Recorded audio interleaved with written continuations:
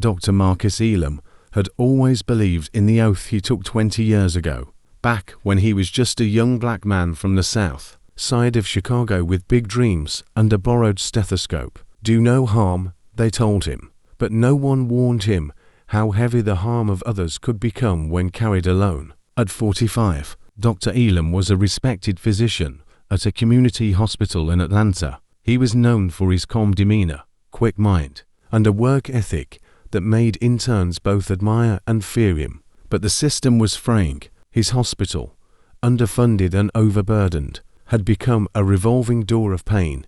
Emergency beds always full, hallways lined with coughing, waiting bodies, and a pager that screamed more than it beeped. It was a Monday, the kind that began before dawn and bled straight into chaos. 3 nurses had called out. One of the residents had gone home with COVID symptoms. That left Dr. Elam with too many patients. By noon, he had already seen 37 people.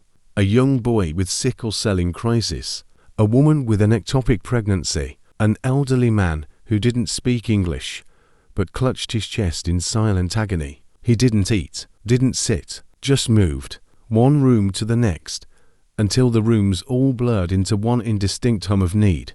By 6 p.m., the hallway lights buzzed like insects, and the waiting room had become a quiet war zone. Dr. Elam glanced down at his chart. Patient number 76, he blinked, rubbed his eyes, his fingers cramped from holding the pen. He couldn't remember the last name he had written. He turned, intending to speak to the nurse, but the room tilted sharply. Then he was on the ground. The crash brought silence.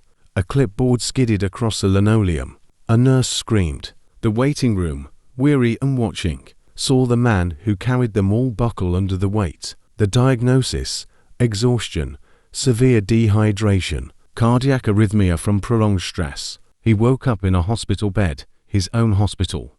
Ironically, machines monitored his heart, colleagues hovered. Later, the hospital administrator visited, apologies, reassurances, promises. But Marcus Elam said nothing, because for the first time in decades, he finally understood that saving others should not mean losing yourself. And in that sterile, humming room, he made a silent vow, not to stop being a healer, but to begin healing, too, starting with himself.